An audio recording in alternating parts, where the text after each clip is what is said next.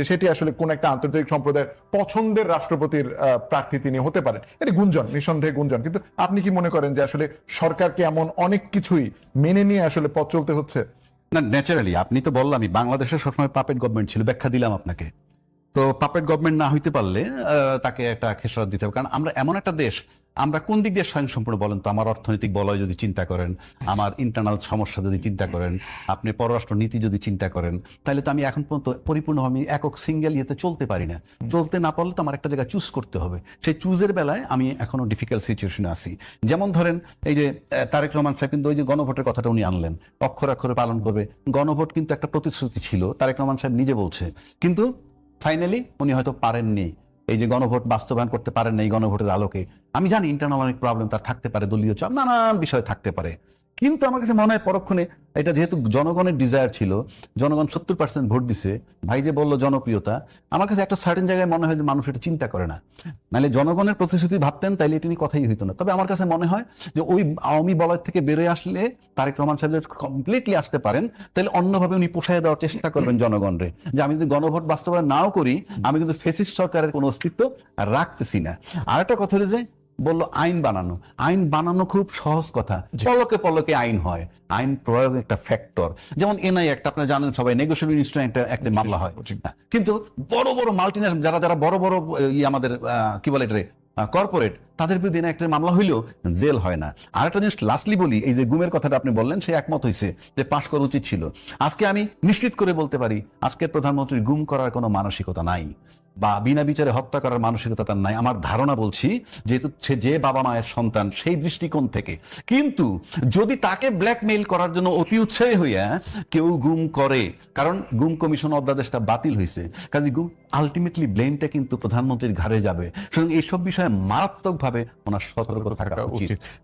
আবহিনা রাজ্জাকে, আপনি নিশ্চয়ই মানে আশাবাদী মানুষ, তো আপনি নিশ্চয়ই মানে এই আশাবাদ তো নিশ্চয়ই রাখতে পারেন যে 5 মাসের যেই না চিহ্নগুলো দেখা না না, যাচ্ছে সেটা ঠিক আছে। উনি যেটা বলছেন যে 5 বছর, 17 বছরের স্তূপ, 17 বছরের জঞ্জাল, এটা তো 5 মাসে রিমুভ করা খুব ডিফিকাল্ট।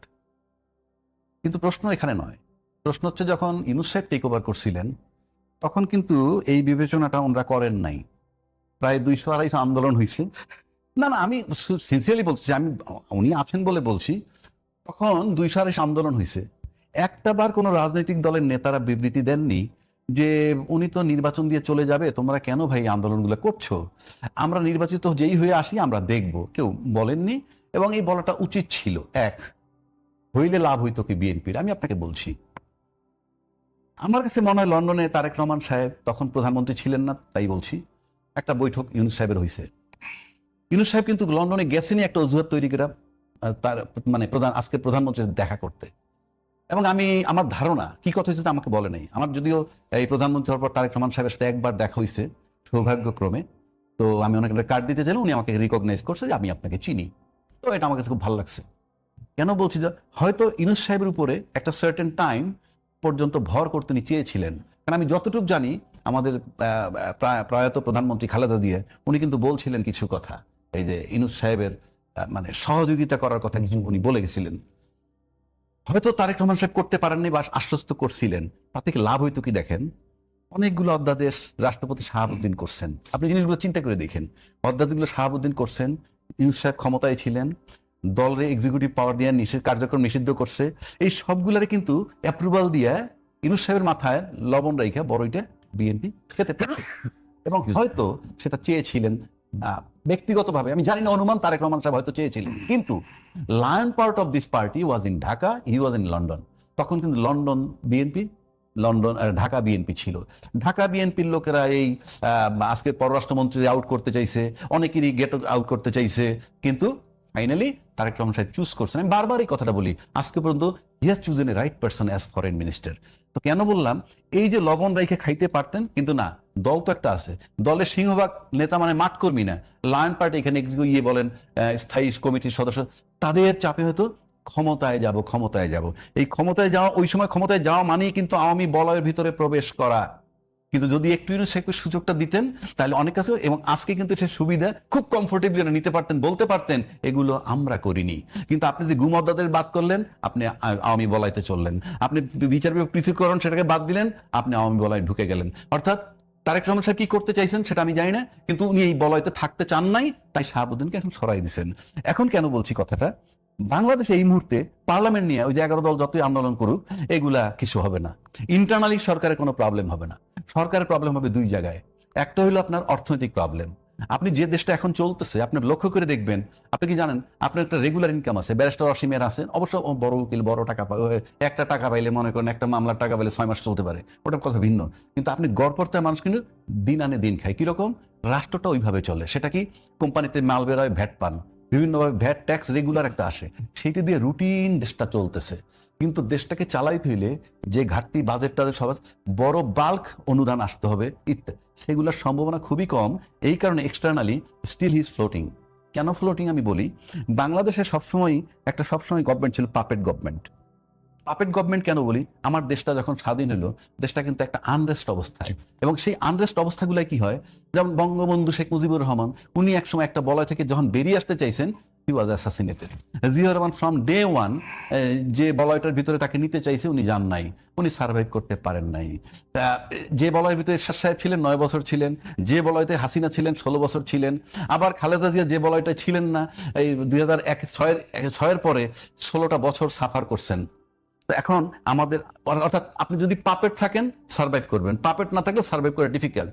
সেই হিসাবে আমাদের আজকে পর্যন্ত জনাব তারেক রহমান সাহেব আমাদের প্রধানমন্ত্রীকে এখন পর্যন্ত আমার পাপেট মনে হয় না। তা পাপেট যদি মনে না হয় তাহলে স্রোতের উল্টা দিকে চলতে গেলে তার সামনে অনেক সতর্কতার সাথে স্টেপ নিতে হবে। পাশাপাশি 31 দফার কথা ওনারা যেটা বলছে, সেই 31 দফা নিয়ে আজকে পর্যন্ত কোনো স্টেপ নেন নাই।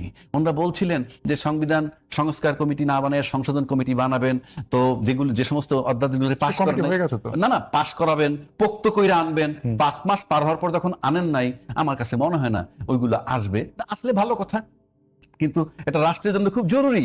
আপনার শূন্যস্থান পূরণ করতে হবে, কিভাবে পূরণ করবেন সেটা দেখা হচ্ছে। এই যে 90 ডেজের মধ্যে রাষ্ট্রপতি নির্বাচন হবে, একইভাবে 90 ডেজের মধ্যে নির্বাচন হওয়ার কথা ছিল, এই সমস্ত লেকুনাগুলো যদি ফুলফিল না করে in course of time politically answer দিতে হবে। জি, পেশা অসীম, আপনি বিএনপি আন্তর্জাতিক বিষয়ক সম্পাদক সঙ্গত কারণে আপনাকে প্রশ্নটা করতে হয়। এই যে উনি বললেন যে সরকার চালাতে গেলে আসলে পররাষ্ট্রনীতি তো একটা বড় ব্যাপার, সুতরাং আমাদের প্রধানমন্ত্রী প্রথম সফরটা চীনে হলো, এবং আমাদের পার্শ্ববর্তী দেশ তার কাছে কিন্তু মনে হচ্ছে যে অন্তর্বর্তী সরকারের সময় থেকেই কেমন যেন সম্পর্কটা একটু শীতল যাচ্ছিল, এবং সেটি একটা গণতান্ত্রিক সরকার এসে উত্তরণ করবে সেটি তো প্রত্যাশা অবশ্যই আছে।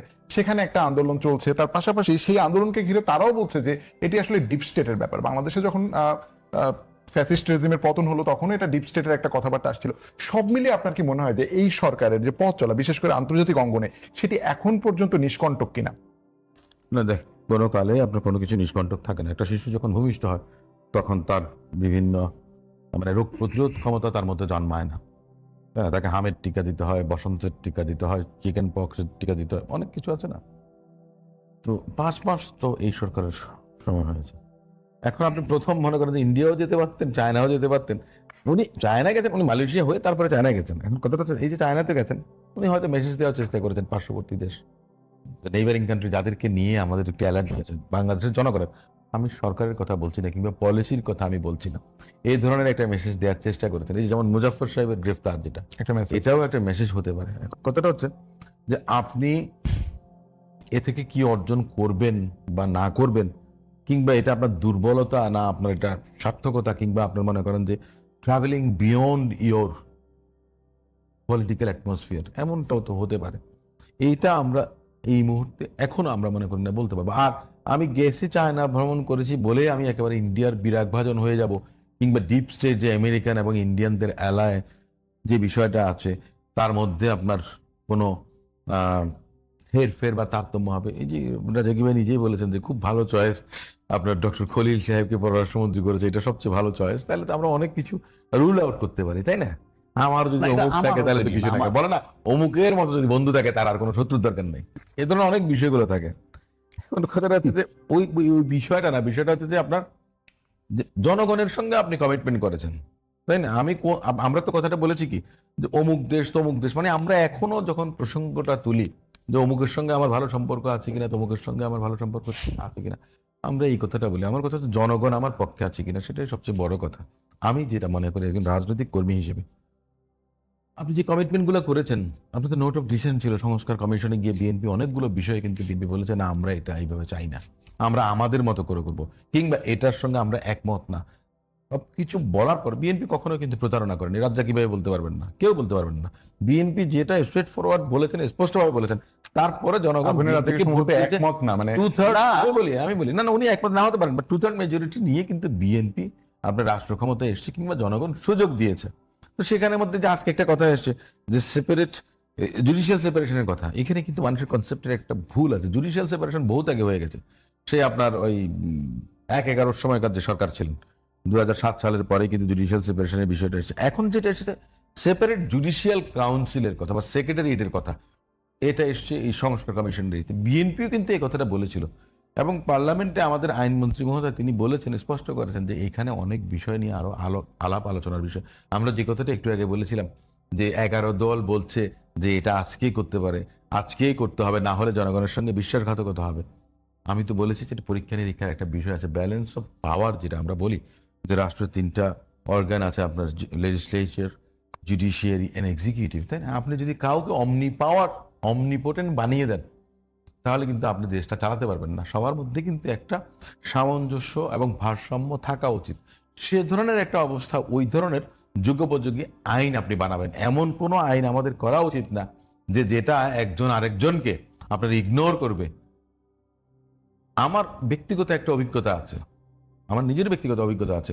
একজন মনে করেন যে উনি সমস্ত ক্ষমতার অধিকারী, তিনি দেখা গেছে আর বাকি কাউকে কোনো কিছু মানেন না, কিন্তু সেখানে অনেকের মনে করেন যে ভাগ্য জড়িত, একটা প্রতিষ্ঠানের ভাগ্য জড়িত, কাজকর্মে বিভিন্ন বিষয় আছে। সো এমন ধরনের কোনো আইন প্রণয়ন হওয়া উচিত না যেটাতে মনে করেন যে রাষ্ট্রের যে সার্বভৌমত্ব বা অস্তিত্ব, সেটা মনে করেন যে আপনার খর্ব হয়।